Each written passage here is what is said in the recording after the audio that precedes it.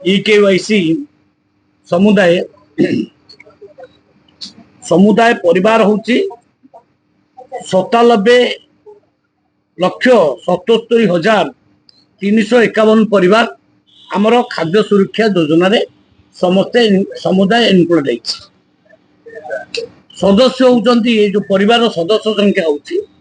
3,32,33,311 से भितर वर्तमान सुधा वाईसी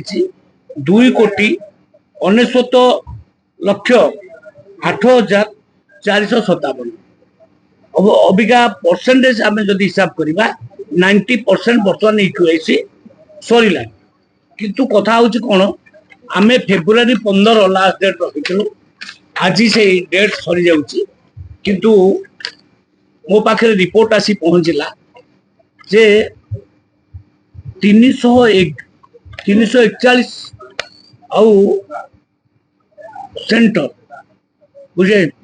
माने पीडीएस पॉइंट 311 पीडीएस पॉइंट रे स्लो नेटवर्क अच्छे किसी जगह नेटवर्क आदौ ना स्लो नेटवर्क हो 111 जगह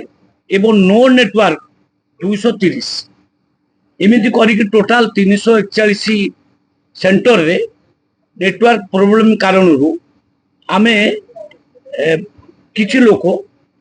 इक्वेसी करिबार वंचित अच्छे से तरफ जो रिक्वेस्ट आसला जे आगे आमे स्लो नेटवर्क कारण बा नो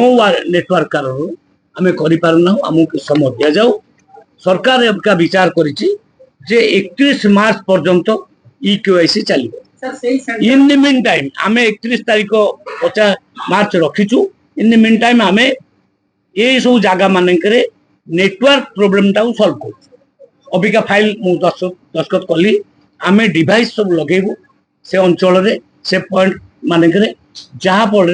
नेटवर्क काम करिवो आउ तांकर असुविधा हबो नाही एवं 31 मार्च सुधा आमे टोटल इक्वेसी कार्यक्रम नहीं जो जगह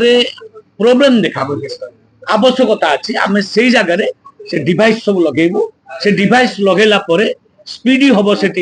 नेटवर्कटा से टाइम आमटा बढ़े से सारा राज्य में बढ़ो जिते बढ़ो केवल से पॉइंट उपर बढ़ो ना सारा राज्य में बर्तमान इक्वेसी 31 मार्च पर्यंत बढ़ला।